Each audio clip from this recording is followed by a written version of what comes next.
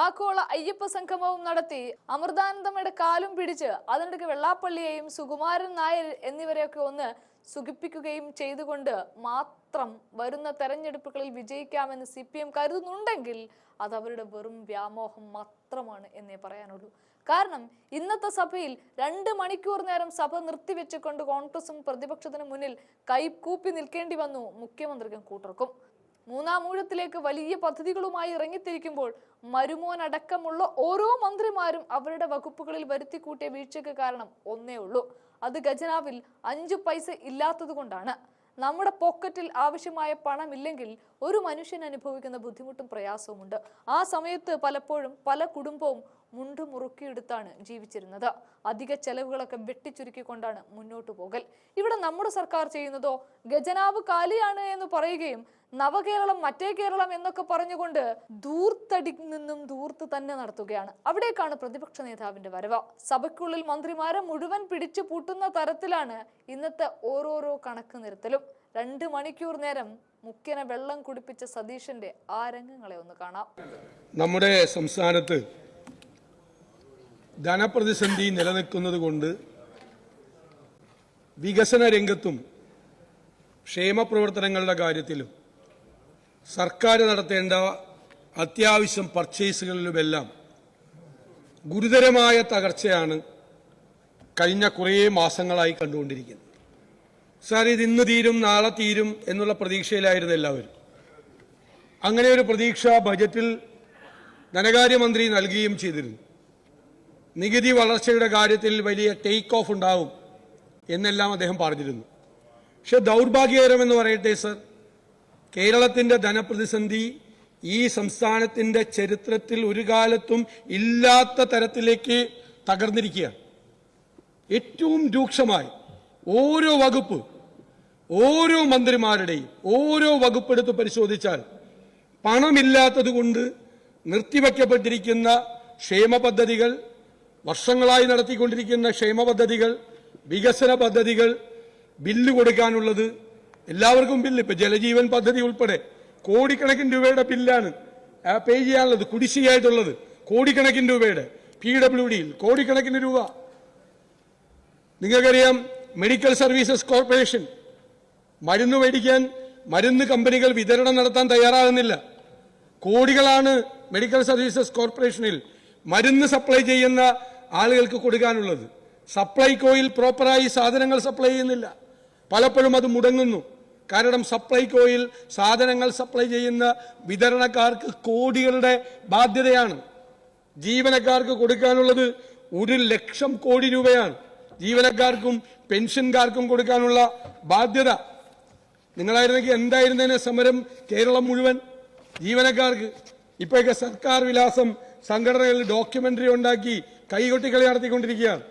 1,00,000 കോടി രൂപയാണ് ജീവനക്കാർക്കും പെൻഷൻകാർക്കും കൂടി ഈ ഗവൺമെന്റ് കൊടുക്കാനുള്ളത്. സാർ, ഇങ്ങനെ വ്യാപകമായി ഇത് പോവുകയാണ്. കേരളത്തിന്റെ കടമെന്ന് പറയുന്നത് GSDP അനുപാതം വെച്ച് നമുക്ക് 3% 39,876 കോടിയാണ് കടമെടുക്കാൻ കഴിയുന്നത്. സാർ, ഇപ്പോൾ 6 മാസം കഴിഞ്ഞപ്പോഴേക്കും ഏകദേശം 26,000 കോടി എടുത്തു കഴിഞ്ഞു. ഈ മാസം 2,000 കോടി കൂടി എടുത്താൽ അടുത്ത 3 മാസം 7,000 കോടി മാത്രമാണ് ബാക്കിയുള്ളത്. എല്ലാ രംഗത്തും പണം എടുക്കാൻ പറ്റുന്നില്ല. പിന്നെ എത്ര പ്രാവശ്യമാണ് ട്രഷറി ബാൻ? 25 ലക്ഷം രൂപയിൽ കൂടുതൽ എടുക്കാൻ പാടില്ല ഉത്തരവാണ്. 10 ലക്ഷം രൂപയിൽ കൂടുതൽ വിഡ്രോ ചെയ്യാൻ പാടില്ല. പിന്നെ 5 ലക്ഷം രൂപയിൽ കൂടുതൽ വിഡ്രോ ചെയ്യാൻ പാടില്ല. ഒരു ഗവൺമെന്റ് നിരന്തരമായി, ഒരു പ്രാവശ്യമൊക്കെ സംഭവിക്കുക സാർ, അല്ലെങ്കിൽ 2 പ്രാവശ്യം സംഭവിക്കുക, നിരന്തരമായി ട്രഷറി ബാനാണ്. അതിന്റെ അർത്ഥം എന്താണ്? നിരന്തരമായി ട്രഷറി ബാൻ കൊടുക്കുമ്പോൾ 5 ലക്ഷം രൂപയ്ക്ക് മീതെയുള്ള ഒരു ചെക്ക് പോലും മാറാൻ പറ്റാത്ത ഒരു സാഹചര്യം ഒരു സ്റ്റേറ്റിൽ നിരന്തരമായി ഉണ്ടായാൽ അതിന്റെ അർത്ഥം എന്താ? നമ്മൾ സേഫ് ആണെന്നാണോ? അതാണോ ഏറ്റവും സിമ്പിൾ ആയിട്ടുള്ള കാര്യമാണ് നമ്മുടെ മുമ്പിൽ കാണുന്ന കാര്യം. നമ്മൾ സേഫ് ആണെന്നാണോ അത് കാണിക്കുന്നത്? സാർ, ഇവിടെ നമുക്കറിയാം, ഇപ്പോ കേന്ദ്ര ഗവൺമെന്റ് GSTയിൽ അമെന്റ്മെന്റ് വരുത്തി. 48,000 കോടി രൂപ ഇന്ത്യയിലെ സംസ്ഥാനങ്ങൾക്ക് കുറവ് വരും എന്നാണ് കണക്കാക്കിയിട്ടുള്ളത്. നമ്മുടെ മന്ത്രിയുടെ കണക്ക് 8,000-10,000 കോടി രൂപ കേരളത്തിൽ കുറവ് വരുമെന്നാണ്. എനിക്ക് ആ കണക്ക് എങ്ങനെയാണെന്ന് ഇതുവരെ വ്യക്തമായിട്ടില്ല. ഇതിനു മുമ്പ് വെച്ച ചില കണക്കുകൾക്ക് ക്രെഡിബിലിറ്റി ഇല്ലാത്തതുകൊണ്ട് ഈ കണക്ക് എങ്ങനെയാണെന്ന് വ്യക്തമല്ല. പക്ഷേ സാർ, അങ്ങനെയുള്ള അവസരം വരുമ്പോൾ ആളുകളുടെ കയ്യിലാണ് പൈസ കൂടുന്നത്, ആളുകളുടെ കയ്യിലാണ് അതിന്റെ ലാഭം. നികുതി കുറവ് വരുന്നുണ്ടെങ്കിൽ ആ നികുതി പണം ജനങ്ങളുടെ കയ്യിലാണ്.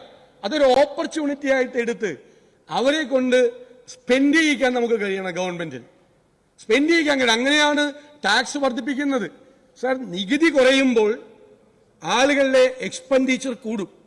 നികുതി കുറയുമ്പോൾ ആ എക്സ്പെൻഡിച്ചർ കൂട്ടി ടാക്സ് ബേസ് വർദ്ധിപ്പിച്ച് നികുതി വരുമാനം വർദ്ധിപ്പിക്കാനുള്ള എന്തു പദ്ധതിയാണ് നിങ്ങളുടെ കയ്യിലുള്ളത്?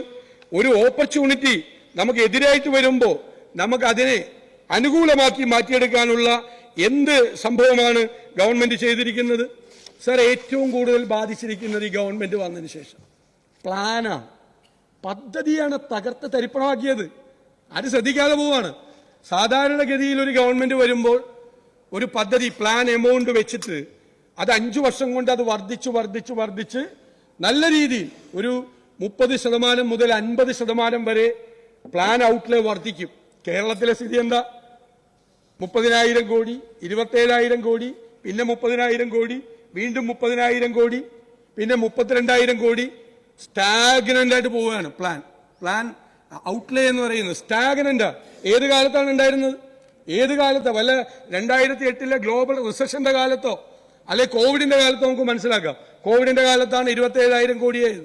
പിന്നെ കോവിഡ് കഴിഞ്ഞ് തിരിച്ചെത്തിയിട്ടും ഈ പ്ലാൻ ഔട്ട്ലേ എന്ന് പറയുന്ന എമൗണ്ട് പോലും വർദ്ധിക്കുന്നില്ല. സാർ, അതിന്റെ വിക്ടിംസ് ആരാ? പട്ടികജാതിക്കാർക്ക് 10% കൊടുക്കണം. കഴിഞ്ഞ 5 കൊല്ലമായിട്ട് പട്ടികജാതിക്കാർക്ക് ഒരേ എമൗണ്ടാണ് ആ വകുപ്പുകൾക്ക് കിട്ടുന്നത്. പട്ടികവർഗക്കാർക്ക് ഒരേ എമൗണ്ടാണ്. പ്ലാൻ ഔട്ട്ലേ വർദ്ധിച്ചാലല്ലേ പെർസെന്റേജ് വർദ്ധിച്ച് അവരുടെ അലോക്കേഷൻ വർദ്ധിക്കുള്ളൂ. അതില്ല. മാത്രമല്ല, അതിന്റെ മീതെ പ്ലാൻ കട്ടാണ്. എന്തൊരു പ്ലാൻ കട്ടാണ്! പട്ടികജാതിക്കാരോട് പറഞ്ഞു, പട്ടികജാതിക്കാരുടെ പ്ലാൻ 500 കോടി കട്ട് ചെയ്തു, പട്ടികവർഗക്കാരുടെ 112 കോടി കട്ട് ചെയ്തു. എന്നിട്ട് ഇവിടെ ഓരോ പരിപാടിയിലേക്ക് ഇവിടെ തന്ന ഉത്തരവുണ്ട്. ഇവിടെ തന്ന ഉത്തരത്തിൽ പട്ടികജാതി മന്ത്രി തന്നിരിക്കുന്ന ഉത്തരം, പട്ടികജാതി വിഭാഗ വിദ്യാർത്ഥികൾക്കുള്ള സ്കോളർഷിപ്പ് പദ്ധതി പ്രീ മെട്രിക് തലത്തിൽ പഠിക്കുന്ന പോസ്റ്റ് മെട്രിക് തലത്തിൽ പഠിക്കുന്ന പട്ടികവർഗ വിദ്യാർത്ഥികൾക്ക് നിലവിൽ സ്കോളർഷിപ്പായി 9,42,74,000 രൂപ അനുവദിച്ച് നൽകാനുണ്ട്. ക്ലെയിം പട്ടികജാതി വിഭാഗത്തിൽപ്പെട്ടവർക്കായി പട്ടികജാതി വികസന വകുപ്പ് മുഖേന നടപ്പാക്കുന്ന ചികിത്സാ സഹായ പദ്ധതികൾ. സർ, ചികിത്സാ ധനസഹായം 34,22,00,000. വിവാഹ ധനസഹായം 58,70,00,000. മിശ്ര വിവാഹ ധനസഹായം 65,12,00,000. ഏക വരുമാനദായകന്റെ മരണം ധനസഹായം 15 കോടി. വിദേശ തൊഴിൽ ധനസഹായം കഴിഞ്ഞ ദിവസം ഇവിടെ ആരോ ഇത് പറഞ്ഞിരുന്നു 56 കോടി. ഇങ്ങനെ പട്ടികജാതിക്കാർക്ക്, ഞാൻ ആവർത്തിക്കുന്നില്ല, നമ്മുടെ നാടിലെ ഒരു പ്രയോറിറ്റി വേണ്ടേ, മുൻഗണന. ഈ പാവപ്പെട്ട കുട്ടികൾ പഠിക്കുന്ന സ്കോളർഷിപ്പുകൾ പോലും പട്ടികവർഗത്തിൽ പഠിക്കുന്ന ഏറ്റവും പാവപ്പെട്ട വിദ്യാർത്ഥികളുടെ സ്കോളർഷിപ്പ് പോലും കൊടുക്കാൻ പറ്റാത്ത രൂക്ഷമായ ധനപ്രതിസന്ധിയിലൂടെയാണ് ഈ സ്റ്റേറ്റ് കടന്നുപോകുന്നത്. സർ, പ്ലാൻ എക്സ്പെൻഡിച്ചർ എത്രയാണ്? 42,653 കോടിയാണ് ഈ വർഷത്തെ പ്ലാൻ ഔട്ട്ലേ, അല്ലേ എന്നാ പറഞ്ഞിരിക്കുന്നത്. പക്ഷേ 21% ആണ് എക്സ്പെൻഡിച്ചർ ഇന്ന് വരെ. ഫിനാൻഷ്യൽ പ്രോഗ്രസ് 21% ആണ്. സർ, 9,215 കോടിയാണ് LSCDയുടെ പ്ലാൻ ഔട്ട്ലേ. എത്രയാ എക്സ്പെൻഡിച്ചർ? 15 കോടി. അടുത്ത മാസം ഇലക്ഷൻ പ്രഖ്യാപിക്കാൻ പോവാ ലോക്കൽ ബോഡിയിലേക്ക്. 15% ആണ്, 15% ആണ് എക്സ്പെൻഡിച്ചർ എന്ന് പറയുന്നത്. സർ, 6 മാസം കഴിയുമ്പോൾ പ്ലാൻ എക്സ്പെൻഡിച്ചർ 21% ആയിട്ടുള്ളൂ എന്ന് പറഞ്ഞാൽ വേറെ ഏത് കണക്ക് നേടിയാ പോകേണ്ടത്? വേറെ ഏത് ഫിസ്ക്കൽ ഇൻഡിക്കേറ്ററാണ് നിങ്ങൾക്ക് വേണ്ടത്? ഏത് ഇൻഡിക്കേറ്ററാണ് വേണ്ടത്? കയ്യിൽ പൈസ ഇല്ല, അതുകൊണ്ട് കാര്യങ്ങൾ നടക്കുന്നില്ല എന്നതാണ് യാഥാർത്ഥ്യം. അതുകൊണ്ട് പദ്ധതി പ്രവർത്തനങ്ങൾ കഴിഞ്ഞ നിരവധി വർഷമായി വളരെ ഒച്ചിഴയുന്ന വേഗത്തിലാണ്. എന്നിട്ട് ലോക്കൽ ബോഡിക്ക് സ്പിൽ ഓവർ കൊടുത്തിട്ട് അത് ആ വർഷത്തെ പദ്ധതിയിൽ നിന്ന് എടുക്കാൻ പറയുകയാണ്. കാർഷിക മേഖല മുഴുവൻ വലിയ തകർച്ചയിലാണ്. സർ പ്ലാൻ എക്സ്പെൻഡിച്ചർ എത്രയാ? 20%. Urban development 23%. Social welfare 28%. Sir വ്യവസായം 23%. പവർ ഇല്ല. വനം 23.31%. രൂക്ഷമായ പ്രശ്നമാണ് മലയോരത്ത്. പൈസ കൊടുക്കുന്നില്ല. പരമ്പരാഗതമായ സംവിധാനങ്ങൾ, ഹ്യൂമൻ ആനിമൽ കോൺഫ്ലിക്റ്റ് തടയാനുള്ള പരമ്പരാഗതമായ സംവിധാനങ്ങൾ പോലും ഏർപ്പെടുത്താൻ പൈസയില്ലാതെ മലയോരത്തെ പാവപ്പെട്ട ജനങ്ങളെ വിധിക്ക് വിട്ടുകൊടുത്തിരിക്കുന്ന സർക്കാരാണിത്. സാർ ക്ഷേമ പ്രവർത്തനങ്ങളോ? സാർ ഇതുവരെ 1400 കോടി രൂപ മാത്രമാണ് ലോക്കൽ ബോഡിയിൽ ചെലവഴിച്ചിരിക്കുന്നത്. ക്ഷേമ പദ്ധതികളെല്ലാം റബ്ബറിന്റെ കാര്യം ഇവിടെ പറഞ്ഞു, കാർഷിക മേഖലയിലെ കാര്യം പറഞ്ഞു. സർ ആശുപത്രികളിൽ ഹൃദയ ശസ്ത്രക്രിയ ഉപകരണ വിതരണക്കാർക്ക് 158 കോടി രൂപ കൊടുക്കാത്തത് കാരണം പല സ്ഥലത്തും ഹൃദയ ശസ്ത്രക്രിയ മുടങ്ങേണ്ട അവസ്ഥയാണ്. ജൂൺ മാസം 2024 പണമാണ് കൊടുക്കാനുള്ളത്. കുടിശ്ശിക ലഭിക്കാത്തതിനെ തുടർന്ന് സെപ്റ്റംബർ 1-ാം തീയതി മുതൽ അവർ സപ്ലൈ നിർത്തിവെക്കുകയാണ്. കാരുണ്യ ആരോഗ്യ പദ്ധതി ആശുപത്രികൾക്ക് കൊടുക്കാൻ 1500 കോടി. ജീവനക്കാരുടെയും പെൻഷൻകാരുടെയും കാര്യം ഞാൻ പറഞ്ഞു. സപ്ലൈകോ കരാറുകാർക്ക് 480 കോടി. സപ്ലൈകോയ്ക്ക് കേന്ദ്ര സംസ്ഥാന ഗവൺമെന്റുകൾ കൊടുക്കാനുള്ള 2500 കോടി. KMCSL-ന് 400 കോടി. Medical services corporation. കെട്ടിട നിർമ്മാണ തൊഴിലാളി ക്ഷേമനിധി ഉൾപ്പെടെയുള്ള ബോർഡുകളിൽ 2000 കോടിയിലേറെ രൂപ കുടിശ്ശികയാണ്. എന്നിട്ട് അവിടെയൊക്കെ പിൻവാതിൽ നിയമനം നടത്താൻ നോക്കുക. ഇത് 17 മാസമായി പെൻഷൻ കുടിശ്ശിക കൊടുത്തിട്ട് കെട്ടിട നിർമ്മാണ തൊഴിലാളി ക്ഷേമനിധിയിൽ അവിടെ കൊണ്ടുപോയി 293 പാർട്ടിക്കാരെ പിൻവാതിൽ നിയമിക്കാൻ ശ്രമിക്കുന്ന ഗവൺമെന്റാണ്. അവർക്ക് 17 മാസം കൊടുത്തിട്ടില്ല പൈസ, എന്നിട്ട് പാർട്ടിക്കാരെ കൊണ്ടുവരുവാണ്. സാർ അതുപോലെ GST-യുടെ വളർച്ച, കേരളത്തിലെ സമ്പദ് വ്യവസ്ഥയുടെ സ്ഥിതി എന്താണ്? നമുക്ക് ഏറ്റവും കൂടുതൽ വരുമാനം കിട്ടുന്നത് GST-യിലാണ്.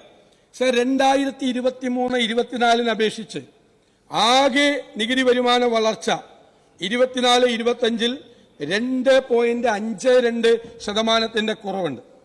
ഫിനാൻസ് ഡിപ്പാർട്ട്മെന്റിന് തന്നെ ഫാക്ട് ഷീറ്റിൽ ക്ലിയർ ആണ്. 2023-24 വരുമാന വളർച്ച 6.59% ആയിരുന്നുവെങ്കിൽ 2024-25 വളർച്ച 4.07%. എത്ര കോടി രൂപയാണ് ഇത്? കൂടിക്കൊണ്ടിരിക്കേണ്ടതല്ലേ യഥാർത്ഥത്തിൽ? ഈ സാമ്പത്തിക വർഷത്തിൽ ഏപ്രിൽ 6.18, മെയ്യിൽ 7.7%. ഇതൊന്നും ഒരു വളർച്ചയ്ക്കുള്ള സാധ്യതകൾ ഒന്നും കാണുന്നില്ല, താഴോട്ട് വരികയാണ്. ഇത് നമുക്ക് എല്ലാവർക്കും അറിയാം. GST വകുപ്പ് ഉള്ള വരുമാനം ഗൗരവമായി കുറയുകയാണ്. മറ്റ് സംസ്ഥാനങ്ങളുടെ കുഞ്ഞാലൂർ സാഹിബ് വളരെ വിശദമായി അത് പറഞ്ഞു. ഓരോ സ്ഥലത്തെയും economic growth, real economic growth south Indian സ്റ്റേറ്റ്സിന്റെ മുഴുവൻ താരതമ്യപ്പെടുത്തി ഏറ്റവും മോശം സ്ഥിതി കേരളത്തിലാണ് എന്ന് അദ്ദേഹം കണക്കുകൾ സഹിതം ഇവിടെ വ്യക്തമാക്കി. സർ ഈ KGST-യിൽ മുൻ വർഷത്തേക്കാൾ 454 കോടി രൂപ മാത്രമാണ് വർധന. KGST നമുക്കറിയാം മുൻവർഷത്തെ 3.46% നിന്ന് 1.66% KGST-യുടെ വളർച്ച കുറഞ്ഞു. എവിടുന്ന KGST കിട്ടുന്നത്? പെട്രോൾ, ഡീസൽ, മദ്യം, ബാർ, ഡിസ്റ്റിലറി ഇവയുടെ വിൽപ്പന നികുതിയാണ് KGST ആയിട്ട് വരേണ്ടത്. സർ ടാക്സ് ബേസോ? വ്യവസായ മന്ത്രി പറഞ്ഞു 5 ലക്ഷം സംരംഭങ്ങൾ കഴിഞ്ഞ 4 വർഷം കൊണ്ട് കേരളത്തിലുണ്ടായി അല്ലേ? പക്ഷെ ടാക്സ് ബേസ് കൂടണ്ടേ? ടാക്സ് ബേസിന്റെ ഗ്രോത്ത് എന്ന് പറയുന്നത് വളരെ നോമിനൽ ആയിട്ടുള്ള ഗ്രോത്താണ്. പുതിയ സംരംഭങ്ങൾ തുടങ്ങിയെങ്കിൽ അതെല്ലാം ടാക്സിന്റെ നെറ്റ്വർക്കിൽ വരണ്ടേ? വരുമാനം വരണ്ടേ? ടാക്സ് ബേസ് വളരെ സ്ലോ പ്രോസസ്സാണ്. മറ്റു പല സംസ്ഥാനങ്ങളിലും ആ ബേസ് നെറ്റ്വർക്ക് വർദ്ധിച്ചുകൊണ്ടിരിക്കുമ്പോൾ ഇവിടെ യാതൊന്നുമില്ല. ഇവിടെ ഈസിയായിട്ട് പ്രൊഫഷണലായി food safety department, local body, fire and safety, labour commissioner ഇവരുടെ കയ്യിലുള്ള ഡേറ്റ പരിശോധിച്ച് ഒന്ന് അനലൈസ് ചെയ്ത് ഒരു ഫീൽഡ് സർവേ നടത്തി ഒരു മാസത്തിൽ ഒരു ജില്ലയിൽ 1000 പേരെങ്കിലും GST രജിസ്ട്രേഷൻ പരിധിയിൽ കൊണ്ടുവരാൻ നിങ്ങൾക്ക് സാധിച്ചിരുന്നെങ്കിൽ ഒരു വർഷം കൊണ്ട് ഏറ്റവും കുറഞ്ഞത് 10,000 പേരെയെങ്കിലും ടാക്സിന്റെ നെറ്റ്വർക്കിൽ കൊണ്ടുവരാൻ ശ്രമിക്കായിരുന്നു. നിങ്ങളുടെ ഈ GST വകുപ്പ് ഞങ്ങൾ തുടക്കത്തിലേ പറഞ്ഞു, നിങ്ങൾ റീസ്ട്രക്ചർ ചെയ്യാൻ വൈകി. റീസ്ട്രക്ചർ ചെയ്തിട്ടും കാലത്തിനനുസൃതമായ മാറ്റം GST വകുപ്പിൽ ഉണ്ടായിട്ടില്ല. നികുതി വെട്ടിപ്പ് നടക്കുന്നു. ഞാനിപ്പോ അടിയന്തര പ്രമേയത്തിന്റെ ചർച്ചയിലായതുകൊണ്ട് ഒരു ആരോപണം ഉന്നയിക്കുന്നില്ല. വളരെ ഗൗരവതരമായ സംഭവങ്ങൾ GST വകുപ്പുമായി ബന്ധപ്പെട്ട് നടക്കുന്നുണ്ട്. വരാനിരിക്കുന്ന ദിവസങ്ങളിൽ ആ കാര്യങ്ങൾ പറയാം. ഇവിടെ റൂൾസിനെതിരാണ് അങ്ങനെ ആരോപണം ഉന്നയിച്ചാൽ, അതുകൊണ്ട് ഞാൻ പറയുന്നില്ല. വളരെ ഞെട്ടിക്കുന്ന വിവരങ്ങളാണ് GST ഇന്റലിജൻസുമായിട്ട് ബന്ധപ്പെട്ടൊക്കെ ഉള്ളത്. വകുപ്പ് പുനഃസംഘടന പൊളിഞ്ഞുപോയി. എൻഫോഴ്സ്മെന്റ് വിഭാഗത്തിന്റെ എണ്ണം ഗണ്യമായി കുറഞ്ഞു. സാർ, ഇപ്പോ ബാറിന്റെ എണ്ണം വർദ്ധിച്ചു. നികുതി കുറഞ്ഞുകൊണ്ടിരിക്കുകയാണ്. ഇതേ ഫാക്ട് ഷീറ്റിൽ 2023-24 13,274 കോടിയായിരുന്നെങ്കിൽ ഇതിപ്പോ 14,853 കോടിയാണ്. ചെറിയ വ്യത്യാസമാണ്, മനസ്സിലല്ലേ? അതായത് ഇത് പല മടങ്ങ് ഏതിലാണ്? ഈ ബൗക്കോയുടെ നികുതി വരുമാനമാണ് വർദ്ധിച്ചത്. പക്ഷെ അത് ബാറിൽ റിഫ്ലക്ട് ചെയ്യുന്നില്ല, ബാറിൽ കുറയാണ്. യഥാർത്ഥത്തിൽ 2022-23 617.23 കോടി രൂപ, മാസ ശരാശരി 51.41 കോടി രൂപ. 2023-24 ലഭിച്ചത് 554 കോടി രൂപ, മാസ ശരാശരി 46 കോടിയായിട്ട് കുറഞ്ഞു. 24-25 566 കോടിയായെങ്കിലും ബാറുകളുടെ എണ്ണം കൂടിയതനുസരിച്ചുള്ള പ്രൊപ്പോർഷണൽ ആയിട്ടുള്ള വർധന ഉണ്ടായിട്ടില്ല. ഇനി ഏറ്റവും രസകരമായിട്ടുള്ള കാര്യം എന്താ സർ? സ്വർണത്തിന്റെ കാര്യം. GSTക്ക് മുമ്പ് 630 കോടി രൂപയായിരുന്നു സ്വർണത്തിൽ നിന്നുള്ള വരുമാനം. സർ, അന്ന് സ്വർണത്തിന് എത്രയാണ് ഒരു ഗ്രാമിന്റെ വില? 500 രൂപ 600 രൂപയാണ്. 4,800 രൂപയാണ് ഒരു പവന് വിലയുണ്ടായിരുന്നു. ഇപ്പോ ഒരു ഗ്രാമിന് 10,000 രൂപയായിട്ട് വർദ്ധിച്ചു. ഒരു പവന്റെ സ്വർണത്തിന്റെ വില എന്ന് പറയുന്നത് 80,000 രൂപയാണ്. അതായത് 4,000-5,000 രൂപയിൽ നിന്ന് ഒരു പവൻ സ്വർണത്തിന്റെ വില 80,000 രൂപയായി വർദ്ധിച്ചു. 16 ഇരട്ടി ഈ ടാക്സിൽ വരണ്ടേ? പക്ഷെ ഇപ്പോഴും കിട്ടിക്കൊണ്ടിരിക്കുന്നത് ആ GSTക്ക് മുമ്പുള്ള 500-600 കോടിയാണ് കിട്ടിക്കൊണ്ടിരിക്കുന്നത്. അതിന് മന്ത്രിയുടെ ഒരു വർത്തമാനമുണ്ട്. അന്ന് 5% അന്ന് GSTക്ക് മുമ്പ് വാറ്റ്. ഇപ്പോൾ 3% അതിന്റെ 1.5 കിട്ടുള്ളൂ. അന്നത്തെ ആ ടാക്സ് റെസീറ്റ് അങ്ങൊന്ന് പരിശോധിക്കണം.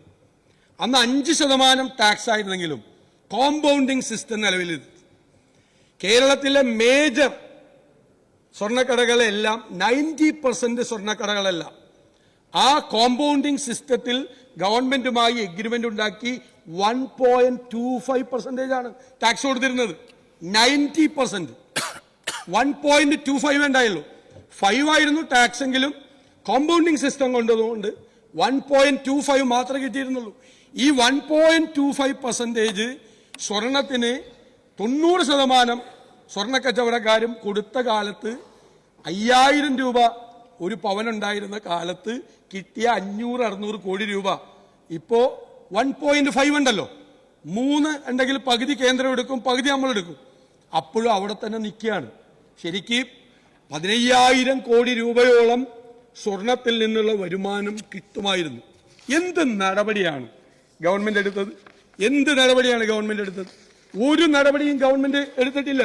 നികുതി വരുമാനം വർദ്ധിപ്പിക്കാൻ വേണ്ടിയിട്ട്, ടാക്സിന്റെ നെറ്റ്വർക്ക് കൂട്ടാൻ, ടാക്സ് ബേസ് വർദ്ധിപ്പിക്കാൻ, ഏറ്റവും ലുക്രേറ്റീവായ ബിസിനസ് നടക്കുന്ന മേഖലകളിൽ നിന്ന് നമ്മുടെ ഇൻകം വർദ്ധിപ്പിക്കാൻ ഒരു ടാർഗറ്റ് ഇട്ട് കൊടുത്ത് അതിന്റെ ഇൻകം വർദ്ധിപ്പിക്കാൻ.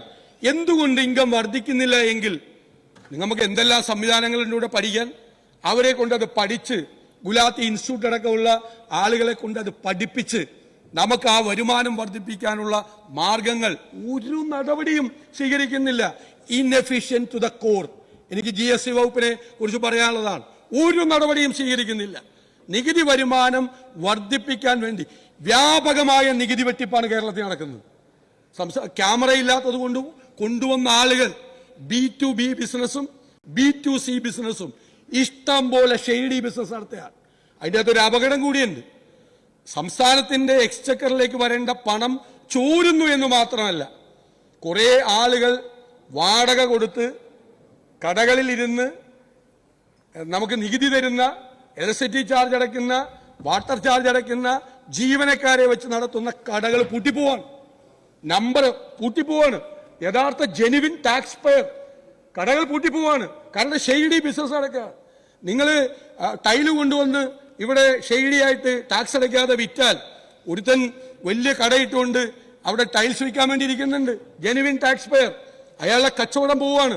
അയാളുടെ കച്ചവടം പോയാൽ ഭാവിയിലേക്കുള്ള നമ്മുടെ വരുമാനം കൂടി കുറയും. ഒരു ശാസ്ത്രീയമായ പരിശോധനയും ഒരു ശാസ്ത്രീയമായ അപ്രോച്ചും ഈ നികുതി പിരിവിനെ സംബന്ധിച്ചോ നികുതി ഘടനയെ സംബന്ധിച്ചോ ടാക്സ് അഡ്മിനിസ്ട്രേഷനെ സംബന്ധിച്ചോ ഈ ഗവൺമെന്റിന് ഇല്ല. ഞാൻ പല പ്രാവശ്യമായി ആവർത്തിച്ചു പറയുന്നു. നിങ്ങൾ എന്തെങ്കിലും കാര്യങ്ങൾ ചെയ്ത് ഈ ദുരിതാവസ്ഥയിൽ ഒരു കുഴപ്പവും കേരളത്തിനില്ല എന്ന് പറയും. കേരളത്തിന് ഒരു കുഴപ്പമില്ല എന്ന് പറയും. നിങ്ങൾ കടം മേടിച്ച് കിട്ടാവുന്ന കടം മുഴുവൻ എടുത്തു കഴിഞ്ഞിട്ടും എത്രയോ പ്രധാനപ്പെട്ട പ്രയോറിറ്റൈസ് ചെയ്യേണ്ട മേഖലകളിലേക്കാണ് നിങ്ങൾ പണം കൊടുക്കാത്തത്. മന്ത്രിമാരോട് ചോദിച്ചാൽ അവർ തലകുനിച്ചിരിക്കുമല്ലോ. പല വകുപ്പിലേക്കും കൊടുക്കേണ്ട വലിയ ഹ്യൂജ് എമൗണ്ട് വലിയ ഡെറ്റായി നിൽക്കുകയാണ്. നിങ്ങൾക്കിത് മാനേജ് ചെയ്യാൻ പറ്റുന്നില്ല. കേരളത്തിലെ ഈ സർക്കാർ, ഞാൻ അവസാനിപ്പിക്കുകയാണ് സർ, ഫിസ്ക്കൽ മാനേജ്മെന്റ് ദയനീയമായി പരാജയപ്പെട്ടു. ദയനീയമായി കേരളത്തിന്റെ ചരിത്രത്തിൽ ഫിനാൻഷ്യൽ മാനേജ്മെന്റ് ഇതുപോലെ പരാജയപ്പെട്ട ഒരു സർക്കാർ ഈ ചരിത്രത്തിൽ കേരളത്തിനുണ്ടായി. ഇത് അപകടകരമായ ഒരു സ്ഥിതിവിശേഷത്തിലേക്ക് നമ്മുടെ സംസ്ഥാനത്തെ കൊണ്ടുപോകും. നമ്മുടെ വികസന പ്രവർത്തനങ്ങളും നമ്മുടെ ക്ഷേമ പ്രവർത്തനങ്ങളും നമ്മുടെ ദൈനംദിന പ്രവർത്തനങ്ങളും ഉൾപ്പെടെ പരിതാപകരമാണ്. ഈ ജീവനക്കാരുടെയും പെൻഷൻകാരുടെയും 1 ലക്ഷം കോടി സാർ, ഇത് പൈസ ഇല്ല മാർക്കറ്റിൽ. പൈസ ഇല്ല. പൈസ മാർക്കറ്റിലേക്ക് വന്നാൽ മാത്രമേ ടാക്സ് വർദ്ധിക്കുകയുള്ളൂ. പൈസ പലരുടെയും കിട്ടേണ്ട സ്ഥലത്ത് പൈസ മാർക്കറ്റിലേക്ക് വരുന്നില്ല. ഇതിനെക്കുറിച്ചൊന്നും ഒരു പഠനവും ഒരു ഡാറ്റയും ഇല്ലാതെയാണ് സർക്കാർ ചെയ്യുന്നത്. സാർ, അതുകൊണ്ട് ഞാൻ ഈ പ്രമേയത്തെ പിന്തുണയ്ക്കുന്നു. സാർ, കേരളത്തിൽ ഞാൻ ഈ ചർച്ച വച്ചതിനെ അഭിനന്ദിക്കുന്നു. കേരളത്തിൽ ഈ സർക്കാർ, ഈ നിയമസഭ ഏറ്റവും ഗൗരവതരമായി ചർച്ച ചെയ്യപ്പെടേണ്ട വിഷയം ഇത് തന്നെയാണ്. The prime duty of the state is to collect tax. Then only we will be able to implement welfare projects as well as development projects. അതിൽ നിങ്ങൾ ദയനീയമാം വിധം പരാജയപ്പെട്ടതുകൊണ്ട് ഞാൻ ഈ പ്രമേയത്തെ പിന്തുണയ്ക്കും.